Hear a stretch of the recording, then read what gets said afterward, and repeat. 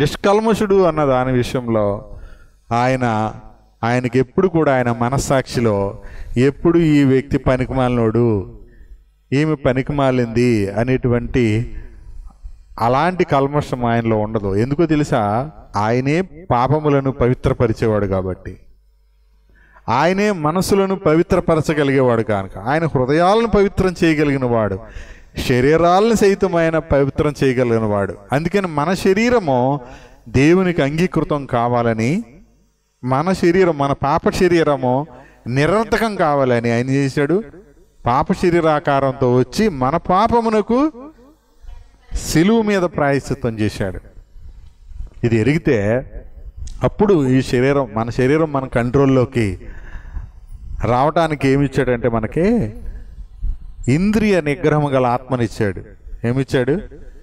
ఇంద్రియ నిగ్రహం అంటే సెల్ఫ్ కంట్రోల్. మన శరీరాన్ని, మన కోరికల్ని, మన ఆశల్ని మనము కంట్రోల్ చేసుకునేటట్టుగా, మన కోపాన్ని అదుపులో పెట్టుకునేటట్టుగా ఇచ్చాడు. ఎప్పుడు జరుగుతుంది ఇదంతా తెలుసా? సత్యానికి విధేయులైతే, దేవుని మాటను బట్టి జీవిస్తే, దేవుని మాటకు లోబడితే. ఎక్కడ వెళ్ళి ఇదే ధ్యానం, మన ధ్యానము యేసు ప్రభు దేవుని వాక్యమే మన ధ్యానంలో ఉంటే. చాలామంది ఏమనుకుంటారంటే అబద్ధం ఆడకుండా ఉండడం చాలా కష్టం, అది మన మనసు కదా, అంతే కదా. మనకేమైనా అబద్ధం ఆడకుండా ఉండడం చాలా కష్టం అని. కానీ ఎందుకు అలా కష్టంగా మారింది అని అంటే మనకి 2-3 క్వశ్చన్లు వస్తాయి. సమాజంలో అబద్ధాలు ఆడడం ఎక్కువైపోయింది కాబట్టి, నిజం చెప్తే కొన్ని సిక్కులు వచ్చేసి పరిస్థితి ఉంది కాబట్టి అబద్ధం ఆడడం కష్టం మారిపోయింది. అంతేనా? మన ఇరుగు పొరుగు వారు విషయంలో మనం నిజాలు చెప్పాం అంటే వాళ్ళు అడిగితే కానీ మనం చెప్పకూడదు. వాస్తవానికి మనమే వెళ్ళి ఏం చేస్తాం? చెప్పేస్తూ ఉంటాం. అప్పుడు గొడవలు పెట్టేస్తాం. నిజాలే, నిజంతో సిక్కులు ఉన్నాయి, సత్యంతో సమస్యలు లేవు. నిజానికి సత్యానికి ఉన్న తేడా ఏమైనా తెలుసా? ఎవరికైనా చెప్తారా? నిజానికి సత్యానికి ఉన్న తేడా ఏంటి చెప్పమంటారా? నిజము సమస్యలను తీసుకొస్తుంది. నిజం అనేది శరీరంగా కనబడుతుంది. కనబడిందల్లా నిజం అనుకుంటావు, కానీ అది సత్యం కాదు. సత్యం అనేది మారదు, నిజం మారిపోద్ది. కళ్ళు ఎదుటి కనిపిస్తుంది కదా, కానీ ఇది నిజము, నిజాన్ని నేను ఖచ్చితంగా చెప్తాను అంటావు, కానీ నిజం మారిపోద్ది. సత్యము మారదు. కానీ నిజం వల్ల కొన్నిసార్లు సమస్యలు వస్తాయి. ఇప్పుడు భార్యాభర్తల మధ్యన ఒక నిజాన్ని చెప్పారనుకోండి, వాళ్ళు కలవచ్చు లేదా ఇడిపోవచ్చు శాశ్వతంగా, అవునా?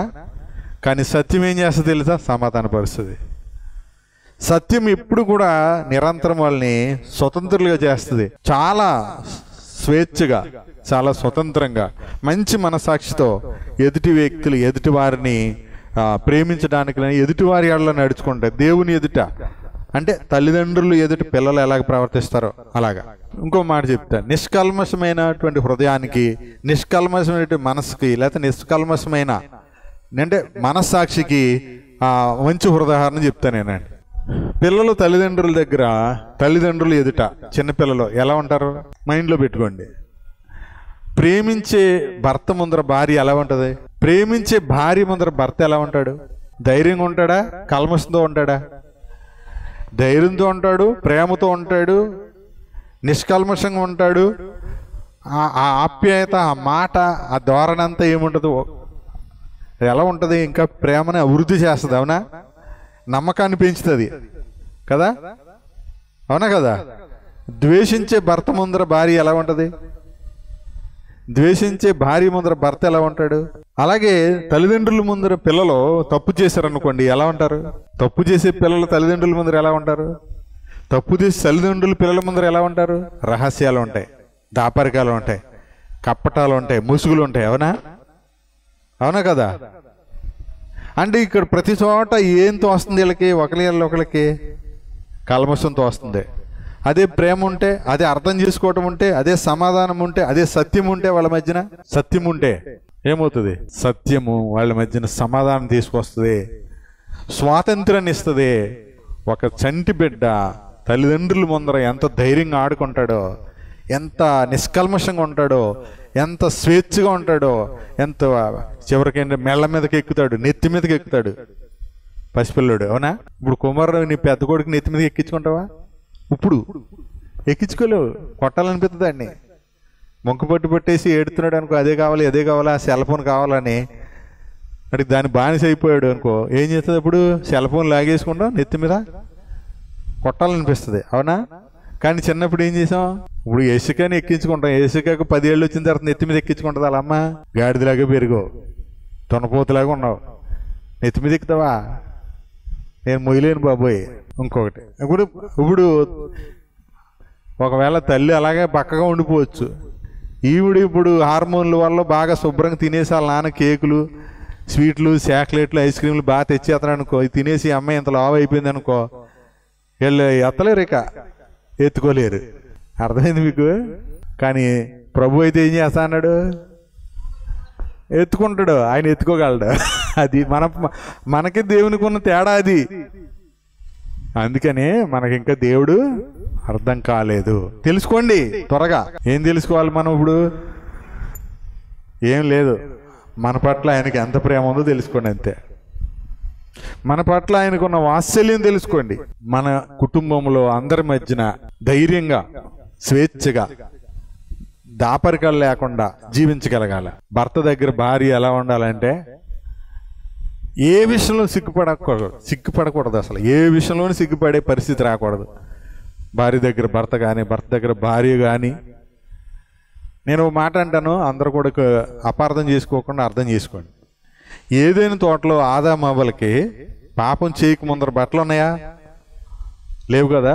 నేను పవిత్రత గురించి చెప్తున్నాను సుమా. తప్పుగా తప్పు ఊహల్లో ఉంచి తీసేయండి. ఆ ఊహలు తీసేసి పవిత్రంగా ఆలోచించేయండి. పాపం వాళ్ళ మధ్య ప్రవేశించక ముందు సంగతి చెప్తున్నాను. పాపం ప్రవేశించిన తర్వాత ఆలోచించొద్దు మీరు. పాపం ప్రవేశించక ముందర నిష్కల్మషమైన హృదయంతో ఆలోచించేయండి.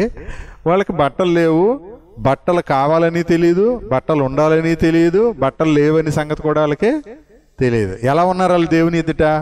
ఎలా ఉన్నారంటే యేసుప్రభులాగా ఉన్నారు, నిష్కల్మషంగా ఉన్నారు, పవిత్రంగా ఉన్నారు. ఓకేనా?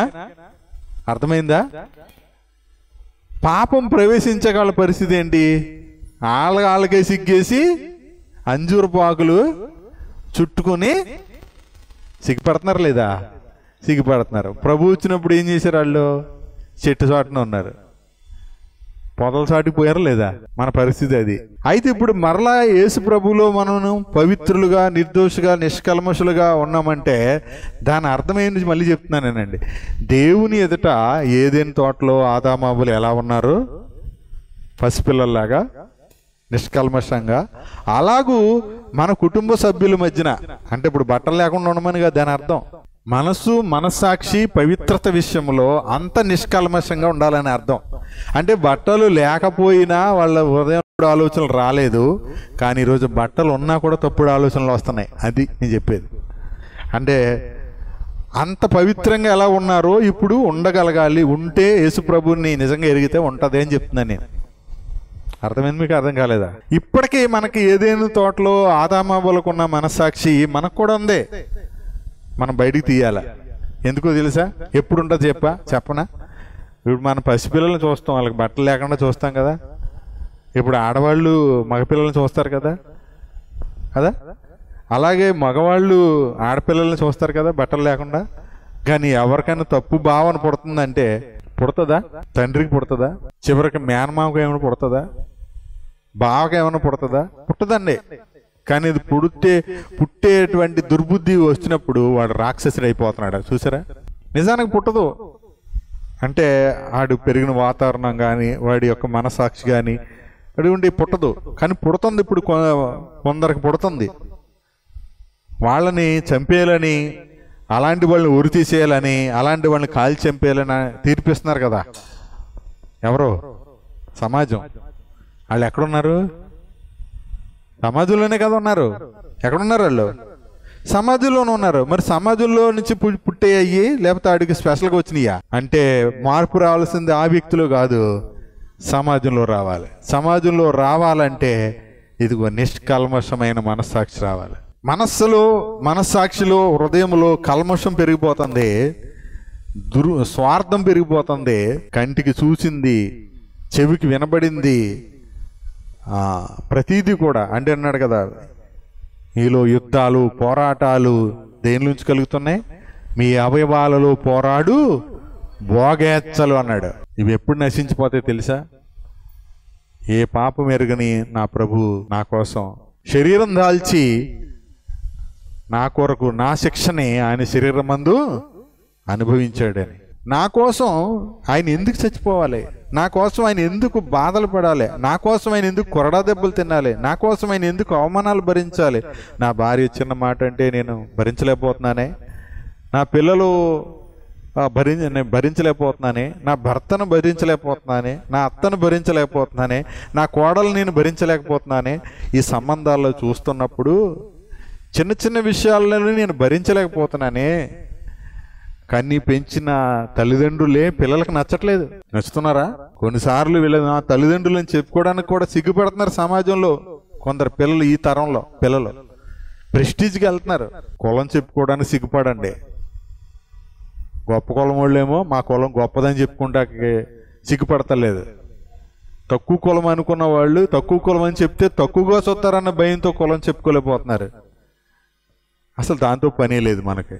కులం కంటే గుణం గొప్పది అని ఎప్పుడు అన్నారు. బుద్ధి గొప్పదే. మంచి బుద్ధి, మంచి గుణం అనేది, సుగుణాలు అనేవి మన కులాన్ని కూడా మనకు కనపడకుండా చేస్తాయి. ఒక తక్కువ కులం వాడు కలెక్టర్ అయితే కింద నుంచి పై వరకు కూడా ఎవడైనా సరే సార్ సార్ అంటాడా? సలాం కొడతాడా? కొట్టడా? ఇప్పుడు కులానికి కొట్టారా? అతను హోదా కొట్టారా? అందుకని ఎవడైనా సరే, అందుకనే ఎవడైనా నేను తక్కువ కులవాడిని అని అనుకుంటే నువ్వు అందుకే అంబేద్కర్ని ఎందుకు దేవుడు అంటారు తెలుసా? అంబేద్కర్ చెప్పాడు అనమాట, నువ్వు చదువుకుంటే నీకు ఆ పెద్ద కులమోడు తల నుంచి పుట్టినోడు కూడా నీకు సలాం కొడతాడు, నువ్వు చదువుకోరని చెప్పాడు. వీళ్ళకి అర్థం కాలేదు. అందుకనే కానీ చదువుకుంటే ఆ పైవాడు కూడా సలాం కొడతాడు, యారా అని పిలిచేవాడు కూడా సార్ అంటాడని చెప్పి మనకు తెలియలేదు. కాబట్టి అదంతా వ్యర్థమైన ఆయుష్కాలంలోకి వెళ్ళిపోయింది. ఏ పని చేయకూడదని చదువుకున్నారో చివరికి మళ్ళీ అదే పనికి వెళ్ళే పరిస్థితి ఇవాళ. ఎందుకు వచ్చింది ఇలాంటి దుస్థితి చెప్పండి? అంబేద్కర్ ముందే తెలిసే విషయం. అందుకనే బాబు మీరు చదువుకుంటే ఆ చదువు ఈ యొక్క కులాలని, మతాలని, అంతరాలన్నిటినీ తుడిచేస్తుంది. అందుకని ప్రతి ఒక్కడు చదువుకోవాలని చెప్పాడు. అంబేద్కర్ చెప్పింది అర్థం కాలేదు, యేసుప్రభు చెప్పింది అర్థం కాలే. పోనీ అంబేద్కర్ సంగతి దాటిపోయింది కదా, అది ఇంకా రాదు. ఇంకా ఆడపిల్లలు కూడా చదువుకోండి. మీకున్న రిజర్వేషన్లో కనీసం మీకు పాస్ మార్కులు వస్తే చాలు, జాబ్ వస్తుంది. అంతకంటే ఎక్కువ వచ్చి బాగా చదువుకున్నారా మీకు అందరు సలాం కొట్టేలా ఐపీఎస్, ఐఏఎస్, కలెక్టర్ ఏంటి ఇంకెన్నో ఇంజనీర్స్ జాబ్స్ ఉన్నాయి. అందరూ సలాం కొడతారు, వంగి సలాం కొడతారు. ఈరోజు అందరూ అలాగా ఆ చదువు విలువ తెలుసుకొని కష్టపడి చదువుకుని ఏం అవసరంలా మనసు పెట్టండి. అసలు మన పని అది. అమ్మ నాన్న భోజనం పెడుతున్నారు, బట్టలు ఇస్తున్నారు, మనం ఏం చేయాలి మరి? కష్టపడి చదువుకోవాలి. మాకు ఓసీలు, మాకు జాబులు రావంటారు. చదువుకున్నవాడు ఖచ్చితంగా వస్తుంది, కష్టపడి చదువుకున్నవాడు. కనుక ప్రభు కష్టం మనకు రక్షణ ఇచ్చింది. ఎప్పుడు ఏ కష్టం వ్యర్థం కాదు. ప్రభువు మనసు కలిగిన వారం అన్నాడు. ప్రభువు మనసు కలిగిన వాడు, ఆత్మ సంబంధి అయిన వాడు అన్నిటినీ వివేచిస్తాడు. ఏది మంచిదో, ఏది చెడ్డదో, ఏది మేలో, ఏది కీడో వివేచిస్తాడు. ఎవడి చేత వివేచించబడ్డావు అంటే అర్థం ఏంటి? ఎవడి చేత మంచి చెడు చెప్పించుకోడు. నువ్వు యేసుప్రభు నమ్మితే చదువుకో అమ్మా బాగుపడతావు, చదువుకోకపోతే పోతావు అని ఏం చెప్పక్కర్లా. నేను చదువుకుంటే బాగుపడతాను, అర్థమైపోయింది. ఏమి చదువుకోవడం రావట్లేదు, చదువు రాదా? అయితే ఇంకో పని ఏదో నేర్చుకో, శుభ్రంగా వంట చేయడం నేర్చుకో. ప్రతి దాంట్లో నువ్వు ఎదుక్కోవచ్చు. నీకు బాగా బట్టలు క్లీన్ చేయడం వచ్చా? లాండ్రీ షాప్ పెట్టి నువ్వు సాకలు అవ్వక్కర్లేదు. బట్టలు బాగా క్లీన్ చేసి ఇస్త్రీ చేసి కొత్తలాగా చేయడం వచ్చా నీకు? లాండ్రీ షాప్ పెట్టే, ఏమవుద్ది? అదే నీకు జీవనోపాధి అయిపోద్ది. అంటే ప్రతి ఒక్కరికి ఏదో ఒక పనిలో ఏదో నైపుణ్యం ఉంటుంది. ఉండదా? అదని వివేచన అంటారు. దాన్ని బయటికి తీయండి. దాన్ని వరము అంటారు. ఒక్కొక్కసారి వరం, దేవుడు ఒక వరం ఇస్తాడు, ఒక నాలెడ్జ్ ఇస్తాడు, ఒక్కొక్కరికి స్కిల్ ఇస్తాడు, ఒక్కొక్కరికి ఒక్కొక్కటి ఇస్తాడు. ఆ ఇచ్చిన దాన్ని ఏం చేయాలి? బయటికి పౌలుకు, తిమోతికి చూడ చెప్తాడు, నీకు దేవుడిచ్చిన ఆ వరాన్ని నిర్లక్ష్యం చేయకు. ప్రజ్వలింప చేయి అంటాడు. కనుక ఇవన్నీ మరి కొంతమంది ఏం చెప్తారంటే పరలోకమే, భూమి మీద ఏమి ఎదుక్కోకూడదు అంటాడు. భూమి మీద ఏమి ఎదుక్కోకూడదు అంటే భూమి మీద భోజనం, బతుకున్నంతకాలం భోజనం కావాలి, బట్టలు కావాలి, కొంటాకి ఇల్లు కావాలి, కరెంటు బిల్లు ఇవన్నీ కావాలొద్దా? మరి అవన్నీ ఎలాగ వచ్చేస్తే పైనుంచి పడతాయా? వాటి మీద మనసు పెట్టకుండా మొదట నా రాజ్యాన్ని, నీతిని వెతకండి, అప్పుడు అవన్నీ కూడా వస్తాయి. ప్లస్ నువ్వు దేవుని మహింపరిచే విధంగా జీవిస్తావు, అది ముఖ్యం. అప్పుడు ప్రవర్తనలో పరిశుద్ధత ఉంటుంది కదా. పవిత్ర ప్రవర్తన, మంచి ప్రవర్తన, యుక్త ప్రవర్తన, ఎక్కడ ఎలా ప్రవర్తించాలో తెలుస్తుంది, ఎలాంటి క్రియలు మనం చేయాలో తెలుస్తుంది. అదే వివేకం అంటే. ఆత్మ సంబంధి అయిన వాడు అన్నిటినీ వివేచిస్తాడు. ఆ వివేకం యేసు ప్రభు ఇస్తాడన్నాడు మనకి. యేసు ప్రభు శరీరం ఆ వివేకం ఇస్తుంది, యేసు ప్రభు రక్తం ఆ వివేకం ఇస్తుంది. ఆయన ఇచ్చే వివేకమే ఆయన మనసు. ఆయన ఏమిచ్చాడో ఎరిగి బ్రతకటమే మంచి మనసాక్షి. ఆయన ఏ స్థితిలో ఉంచాడు మనల్ని, ఎలా ప్రేమించాడు, ఎంత ప్రేమించాడు, ఆయన ఏం చేశాడో అది ఎరిగి ఆయన స్తుతించడమే మంచి మనస్సాక్షి. యేసుప్రభు రక్తం మనకి ఏమిచ్చింది?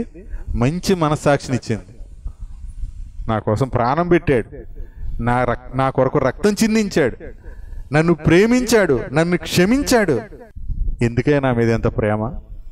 అసలు నన్ను ఎందుకు క్షమించావు నువ్వు? అసలు నన్ను క్షమించే అర్హత ఉందా నాకు అని అసలు ప్రతి వ్యక్తి ఆలోచన చేసుకుంటే అసలు మనము ఎంత నీచులమో, ఎంత పనికిమాల మనసో, ఎంత అల్పమైన మనసో, ఎంత స్పీడ్గా మారిపోయే మనసో, ఎంత తొందరగా అబద్ధం చెప్పడానికి ఆలోచన చేస్తామో, ఎంత అహాన్ని మనం కలిగి ఉన్నామో అవన్నీ యేసు ప్రభువుతో పోల్చుకుంటే అర్థమవుతాయి. కానీ మనం ఎప్పుడు ఇతర మనుషులతో పోల్చుకొని ఎప్పుడు బాగుపడం. ఇతర మనుషులతో పోల్చవద్దు, ఇతర మనుషులు ఇంకా చూడొద్దు. ఇతరుల్ని మనము యేసు ప్రభు మనసుతో చూడాలి. మనల్ని మనం చూసుకోవాలి, మనల్ని మనం ఎరగాలి. యేసు ప్రభుని ఎరిగితే మనం నిజంగా మనం ఎవరో మనకు తెలుస్తుంది. యేసు ప్రభు ఎలాంటి వాడు, ఆయన ఏ మనసు కలిగి ఉన్నాడు, ఆయన హృదయం ఏంటి, ఆయన ప్రేమ ఏంటో తెలిసినప్పుడు మనమేంటో మనకు తెలుస్తుంది. అప్పుడు ఆయనను బట్టి మనము మంచి వరమా చెడ్డ వరమో తెలుస్తుంది. ఆయన ఎందలి విశ్వాసం వల్ల నీతిమంతుడిని తప్ప నాలో ఏ మంచితనం లేదు. ఆ మంచితనం యేసు ప్రభుదే. ఇప్పుడు నాలో కనిపించే మంచి అంతా యేసు ప్రభువే. నాలో కనిపించే ప్రేమ అంతా యేసు ప్రేమే, నాది కాదు. అది నాలో కనిపించే ఏ మంచి అయినా సరే అది యేసు ప్రభుదే. నేను మంచోడు కాదు, నా మనసు మంచిది కాదు. నేను కొన్నిసార్లు చాలా దారుణంగా ఆలోచన చేస్తాను. నేను స్వార్థంతో ఆలోచన చేస్తాను. నేను కొన్నిసార్లు అసూయ పడతాను. కొన్నిసార్లు నేను చాలా దారుణంగా ఉంటాను. కానీ నాలో కనిపించే మంచి, నాలో కనిపించే నిస్వార్థం, నాలో కనిపించే ప్రేమ, నాలో కనిపించే త్యాగం, నాలో సహాయం చేయాలన్న గుణం, ఇవన్నీ ప్రభు మంచితనమే. అందుకే అన్నాడు, విశ్వాసం వల్ల జీవించేటప్పుడు ఆ మంచి, ఆ మానవత్వం, ఆ దయాగుణం, ఆ కనికరం ఇవన్నీ ప్రభువులోంచే వస్తాయి తప్ప ఆ ప్రేమ విశ్వాసాన్ని బట్టి కలిగే ప్రేమే నిస్వార్థం, యథార్థమైన ప్రేమ, నిజమైన ప్రేమ. అందుకని మనం కుటుంబ సభ్యుల మధ్య కూడా క్రియలను బట్టి చూడొద్దు. దయచేసి మాట్లాడండి నోరు తెరిచి. మీ ప్రేమని, మీ ఇష్టాన్ని, మీ యొక్క అసలు అది ఏముందో ఆ బాధ ఏది ఉంటే అది చెప్పాలి బయటికి. ఏంటండి, ఏం చేయాలి? చెప్పాలే. మనం ఎప్పుడు చెప్తాం? ఒంట్లో బాగోపోతే చెప్తాం, ఏదైనా నొప్పి వస్తే చెప్తాం తప్ప నీలో నాకు ఇది నచ్చలేదు అసలు ఏంటి అని అడిగి తెలుసుకొని సమాధానం పడతామా? పడం. కోపం ఇచ్చేసేసుకుని మూతి ముడిచేసుకొని పక్క తిప్పేసుకుని పడుకుంటాం, లేకపోతే అలాగే ఏదో రకరకాల. అసలు జీవించట్లేదు, అందరూ చచ్చి ముతులు. మన ఇంట్లో శవాల వాసన రాకూడదు, సువాసన రావాలి. ఏం రావాలి? ఇంట్లో శవాల వాసన పెరిగితే ఏం చేస్తారు? బయటికి పోతాం. ఒక పురుషుడు ఇంట్లో కంటే ఈదులు ఎక్కువ ఉన్నాడంటే అర్థం ఏంటి? ఇంట్లో సువాసన ఉంటే ఇంట్లోనే ఉందిడు, ఇంట్లో శవాల వాసన పెరిగిపోయింది. అప్పుడు ఏం చేస్తున్నాడు? సువాసన కోసం పోతున్నాడు. అప్పుడు భారత ప్రభు అంటే ఇండియా, మన ఆంధ్ర గవర్నమెంట్ వాళ్ళు ఎదర రంగురంగు కలర్ సీసాలు అమ్ముతారనమాట. ఊరు చివర పొద్దున్నే ఇప్పుడు వస్తుంటే అక్కడ లైన్ క్యూ పెట్టేశారు. ఇప్పుడు 1వ తారీఖు కదా, రూల్స్ మారిపోతాయంటే ఇవాళ నుంచి. లైన్లో కూర్చున్నారు అప్పుడే 10ంటికే 10:30కే మందు కోసం. ఏంటి పొద్దున్న ఎంత సాయంత్రం ఉంటుంది కదా, పొద్దున్న వర్షం వస్తుంది, ఎవడ పైనలోకి వెళ్ళలేదు, మొత్తం మీద కాయలకి వచ్చేసారు అక్కడికి. ఆదివారం ఒకటి మాసం కొట్ల దగ్గరే బ్రాందీ షాపుల దగ్గరే ఉన్నారు జనాలు. అది పరిస్థితి. ఆలోచన చేయండి.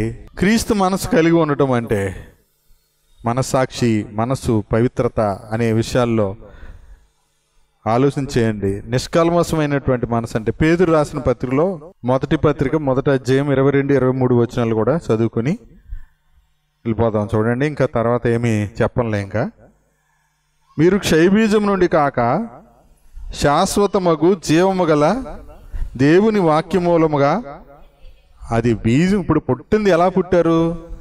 అక్షయ బీజం నుండి పుట్టింపబడిన వారు కనుక చూడండి, నిష్కపటమైన ఏం పేరు? నిష్కపటమైన సహోదర ప్రేమ కలగాలంటే నిష్కాపట్యం అని చదువుకున్నాం కదా, ఆయన నిష్కపటుడు. నిష్కపటమైన సహోదర ప్రేమ కలిగినట్లు మీరు సత్యమునకు విధేయులవుట చేత అన్నాడు. చూసారా? ఏంటి, దేనికి విధేయులు అవ్వాలి? మనకు నిజాలతో పని కాదు, సత్యంతో పని. నిజాల వల్ల ఆలోచించేయండి, అర్థమవుద్ది. మళ్ళీ చెప్తాను మీకు నిజానికి సత్యానికి ఉన్న తేడా. నిజమే కదా అని మోసపోతున్నారు చాలా విషయాల్లో. మీరు సత్యమునికి విధేయులవుట చేత మీ మనసులను పవిత్రపరుచుకున్న వారై ఉండి ఒకరినొకడు హృదయపూర్వకంగాను నిక్కటముగాను ప్రేమించుడి. ప్రభు వాక్యము ఎల్లప్పుడూ నిల్చును, మీకు ప్రకటింపబడిన ఈ సువార్త ఈ వాక్యమే అన్నాడు 24వ వచనంలో. నేను మనిషికి సంబంధించి చదవలేదు. మనిషి పరిస్థితి గడ్డి అని చెప్పాడు, పువ్వు అని చెప్పాడు. అలా కాకుండా ప్రభు వాక్యము ఎల్లప్పుడూ నిలుచును, మీకు ప్రకటింపబడిన సువార్త ఈ వాక్యం అన్నాడు. ఎప్పుడు హృదయపూర్వకంగా మిక్కడంగా ప్రేమిస్తాం అండి. అసలు మన పుట్టుక ఇప్పుడు ఎలా జరిగింది? అక్షయ బీజం, జీవము గల దేవుని వాక్య మూలంగా పుట్టాం కదా. ఆ పుట్టిన మనము ఆ సత్యానికి విధేయులైతే మనసు పవిత్రంగా ఉంటుంది. ఏంటండి? సత్యానికి విధులేవా? అందుకని మనం రోజు ఏం వినాలి? సత్యవాక్యం వినాలి. వింటే జీవిస్తారు, సంతోషంగా హ్యాపీగా ఉంటారు. ఇప్పుడు దేనికోసం? ఇప్పుడు ఒకడు హ్యాపీగా ఉండాలని బ్రాందీ షాప్కి వెళ్తున్నాడు, ఒకడు హ్యాపీగా ఉండాలని మటన్ షాప్కి వెళ్తున్నాడు, శుభ్రంగా తిందాం రుచిగా అని. అవునా? ఒకవేళ అవి తిన్నా మళ్ళీ దెబ్బలాడుకు చచ్చిపోతారు. బాగుందని ఇలా తినేసారు అనుకోండి, నా కూర నాకేసి ఖాళీ దాకా పెట్టారు అనుకోండి, ఆడొచ్చి దాఖలు తన్నేస్తాడు. కష్టపడనోడు కూడా వచ్చి తంతాడు. కష్టపడినోడు కాదు, పడనోడు కూడా వచ్చి నాకు ఉంచలేదని తంతాడు. ఎందుకంటే ఆడికి అదే చేతన అవుద్ది. కానీ నిష్కపటమైన సహోదర ప్రేమ ఎప్పుడు కలుగుద్ది? సత్యానికి విధేయులు అయితే. దయచేసి ఆలోచించేయండి. చాలా సంగతులు నేర్చుకున్నాం, అన్నీ మనకు సంబంధించినవి. పవిత్రుడు, చెప్పండి, యేసుప్రభు ఎవరు? పవిత్రుడు, నిర్దోషి, పాపుల్లో చేరకుండా ఉన్నవాడు. ఇట్టి ప్రధాన యాజకుడు ప్రభు కృప మన అందరికి తోడేయుండును గాక. పరమ తండ్రి, మీ ఘనమైన నామాన్ని బట్టి స్తుతులు చెల్లించుకుంటూ, మా యేసు ప్రభుని గురించి మీరు మాతో మాట్లాడిన సంగతులన్నిటి విషయమే స్తోత్రాలు. ఆయన పవిత్రుడు, ఆయన నిర్దోషి, నిష్కల్మషుడు అన్న ఆ విషయాన్ని మాకు తేటగా నేర్పించారు. నిష్కల్మషత్వం మంచి మనస్సాక్షి నుండి వస్తుంటుండగా నాయన, కల్మషము తోచని మనస్సాక్షియే నిష్కల్మషుడైనటువంటి విషయాన్ని నిష్కపటమైన సహోదర ప్రేమ ద్వారా నిష్కపటమైన నాయన వ్యక్తులుగా మంచి మనస్సాక్షి మాలో కలుగుతుంది అని, సత్యానికి విధేయులు అవ్వాలని నాయన, మీ మాట ద్వారా, మీ మాట శాశ్వతం, మా జీవితం గడ్డి పువ్వు లాంటిది ఈ శరీరం అయినప్పటికీ ఇది వాడిపోయేది, ఇది శిథిలమైపోయేది, కానీ మీ వాక్యము ఎల్లప్పుడూ నిలుచునని చెప్పారు. నా తండ్రి, ఆ మాటల ద్వారా మీలో ఉన్న నిష్కల్మషమైన ఆ ప్రేమని మాలో కూడా మీరు అనుగ్రహించారు. మేము తెలుసుకొని, మీ ప్రేమను తెలుసుకొని, మేము కూడా ఒకరికంటే ఒకరినొకరు యథార్థముగాను, మిక్కటముగాను, ఆయన నిష్కపటముగాను ప్రేమించినట్లుగా మీరు మాకు నేర్పించినటువంటి మీ లేఖనాలను బట్టి, సందర్భాలను బట్టి మీకు స్తుతులు చెల్లించుకుంటూ, తండ్రి, మరిన్ని సంగతులు మా ప్రభు గురించిన మాకు నేర్పిస్తున్నందులకి కృతజ్ఞతాస్తులు చెల్లించుకుంటూ మా మధ్య నుంచినటువంటి మా ప్రభు శరీరము మా ప్రభు రక్తాన్ని బట్టి కృతజ్ఞతాస్తులు చెల్లిస్తూ యేసుక్రీస్తు నామమున స్తుతించి ఆరాధిస్తున్నాం తండ్రి. ఆమేన్.